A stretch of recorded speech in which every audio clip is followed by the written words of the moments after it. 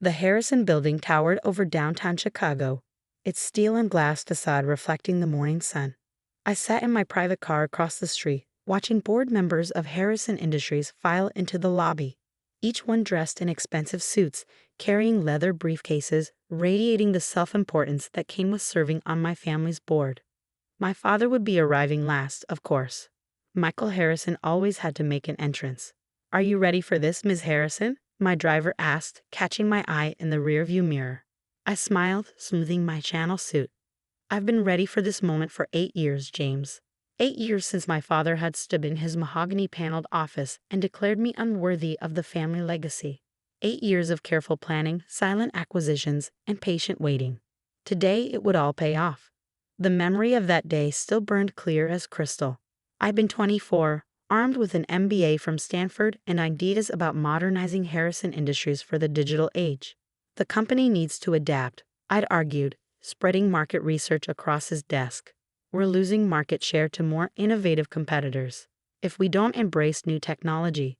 "Enough." My father's hand had slammed down, scattering my carefully prepared presentations.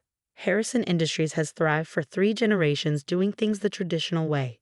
We don't need your Silicon Valley nonsense." My brother Marcus had smirked from his position by the window. At 28, he was already being groomed as the next CEO, despite having none of my qualifications or vision. "Face it, Emma," he drawled. "You're not cut out for this business. Why don't you go start a blog or something? Leave the real work to people who understand it." I'd stood my ground, hands trembling but voice steady. "The market is changing. If we don't change with it." I said enough. My father's face had turned that dangerous shade of red that always preceded his worst outbursts. "You want to change things? You want to modernize? Fine. Buy your own company, because you'll never have a say in this one." The next day, my office had been cleared out. My board position, granted as a courtesy to the CEO's daughter, was revoked. My access to company files terminated. They thought they were ending my story. Instead, they were starting it. I took the elevator to my private office in a neighboring building. Not Harrison Industries' outdated headquarters, but a modern space filled with cutting-edge technology, the kind my father had dismissed as unnecessary. "Morning, Ms. Blake," my assistant greeted me, using the name I'd adopted to hide my identity these past 8 years. The final share transfers were confirmed overnight. "You now own 52% of Harrison Industries' voting stock." I nodded, scanning the documents she handed me. 8 years of careful moves, buying shares through shell companies, working through intermediaries. My father and brother had been so busy protecting the company from obvious threats, they never noticed the quiet accumulation of power happening right under their noses. "Has the board been notified of the emergency meeting?" "Yes, ma'am. They're gathering now. Your father is quite agitated about not knowing the buyer's identity." I allowed myself a small smile. "I imagine he is." My phone buzzed. Marcus calling. I let it go to voicemail, already knowing what he'd say. The same thing he'd been saying since the mysterious share acquisitions began. That he'd find who was behind it. That no one could take Harrison Industries from the Harrison family. He had no idea his own sister had already done exactly that. I checked my appearance one last time in the reflection of my office window. Gone was the eager young woman with dreams of modernizing her family's company. In her place stood someone harder, someone who learned that sometimes you have to break something completely to rebuild it properly. "The car's waiting," my assistant announced. "Are you ready to face them?" I picked up my briefcase, containing documents that would remake Harrison Industries from the ground up. I've been ready for 8 years. The drive to Harrison Industries took exactly 6 minutes. In that time, I thought about everything that had led to this moment. The nights spent studying market patterns while my father and brother attended charity galas. The careful cultivation of allies in the business world who never knew my real identity. The fortune I'd built independently just so I could finally take back what should have been mine by right. My father had told me to buy my own company if I wanted to make changes. So I had. I just decided to buy his. As my car pulled up to the Harrison building, I saw my father's signature Mercedes already parked in his reserved spot. The CEO's spot. I smiled, knowing it wouldn't be his for much longer. The security guard nodded to me as I crossed the lobby. He didn't recognize the CEO's banished daughter in the confident woman striding past him. The elevator ride to the top floor gave me one last moment of reflection. I thought about the day after I'd been thrown out, when I'd sat in a small coffee shop planning my revenge. I could have exposed the company's weaknesses to competitors, could have gone to the press with insider knowledge of questionable practices, could have done any number of things to hurt them quickly. Instead, I'd chosen patience. I'd built my own technology company specialized in exactly the kinds of innovation Harrison Industries needed. I'd made it successful enough to fund my gradual acquisition of my family's company, and I'd done it all under a different name, becoming the kind of anonymous investor that my father feared most. The elevator doors opened onto the executive floor. Through the glass walls of the boardroom, I could see them all assembled. The old guard of Harrison Industries, with my father at the head of the table and Marcus at his right hand. My heels clicked against the marble floor as I approached the boardroom. 8 years of waiting. 8 years of planning. 8 years of letting them think they'd won. Time to show them how wrong they'd been. I pushed open the boardroom doors exactly at 9 o'clock. The conversation inside died instantly, all eyes turning to the unknown woman entering their sacred space. My father's face darkened with annoyance. He hated when anyone interrupted his meetings. "Excuse me," Marcus called out, "but this is a private board meeting." "Oh, I know exactly what this is," I replied smoothly, walking to the head of the table. "Emergency session call to discuss the recent acquisition of controlling shares in Harrison Industries by Blake Technologies." I set my briefcase down, enjoying their confused expressions. "I'm here to represent the buyer." My father stood up, his face reddening. "Now see here, we don't know who your employer thinks they are, but Harrison Industries is a family company."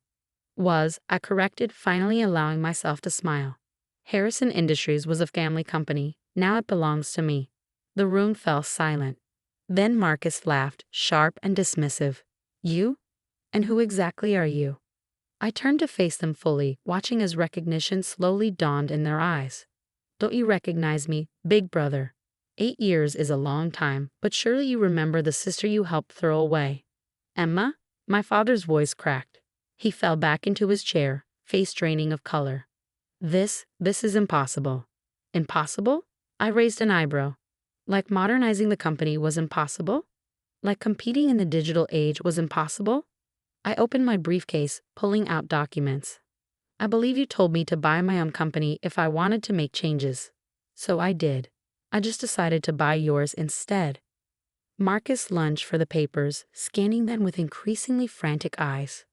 "These acquisitions. Blake Technologies. You're Catherine Blake." "The same." I enjoyed watching him process this information.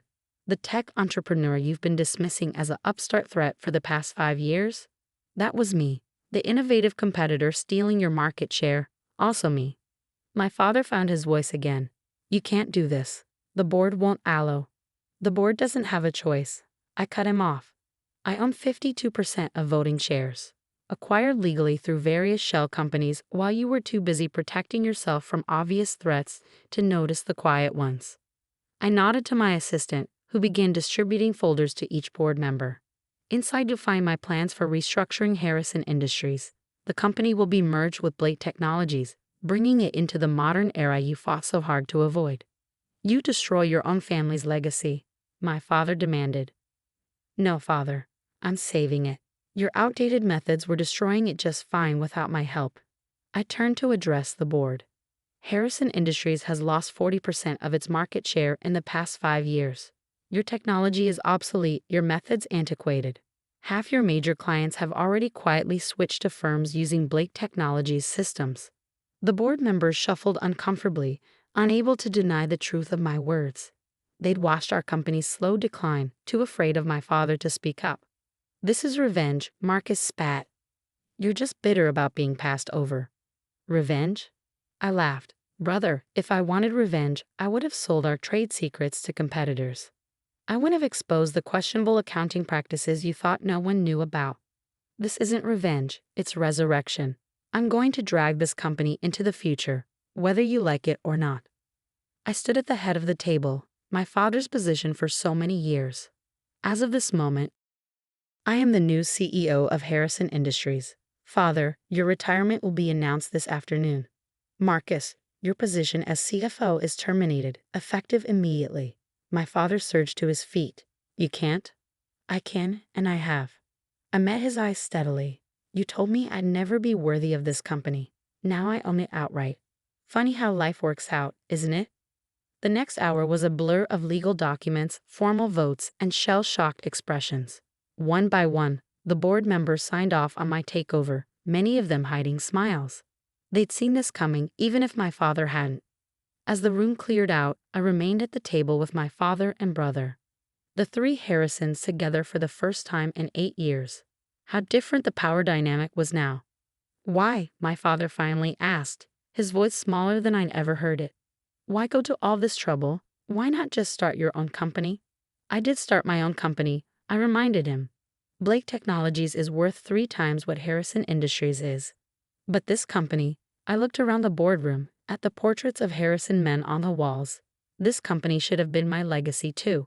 You just couldn't see past your own outdated beliefs to recognize that. Marcus stood up, straightening his tie with trembling hands. So that's it? We're just out? You're out, I confirmed. But unlike you, I believe in merit over birthright. If you want to earn your way back in, you can apply for a junior position like anyone else. Start from the bottom, prove your worth. That's what I had to do. I watched them leave, my father stooped with defeat, Marcus practically running from the room.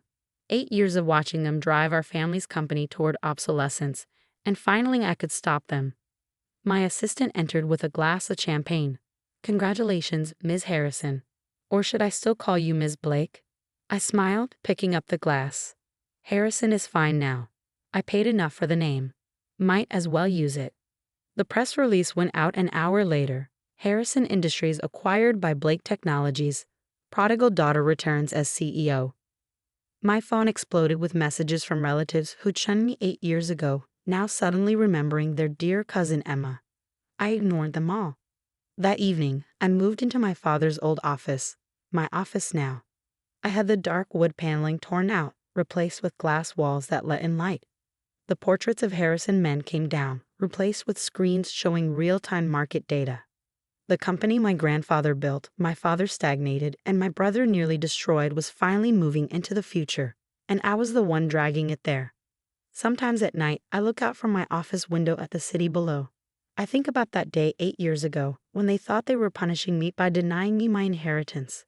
They didn't realize they were just motivating me to take it by force. The nameplate on my desk reads Emma Harrison, CEO. Below it, I keep the words my father spoke 8 years ago. You'll never be worthy of this company. I proved him wrong in the most absolute way possible. I didn't just become worthy of his company, I became worthy enough to take it from him. The view from the top isn't about looking down on those who hurt you. It's about looking forward to where you're going to take the company they thought you'd never have. And sometimes, the best revenge isn't just success. It's success so complete that they have to read about it in the Wall Street Journal while clearing out their corner offices. The daughter they said would never be worthy now owns every share they ever had. That's not just revenge. That's evolution.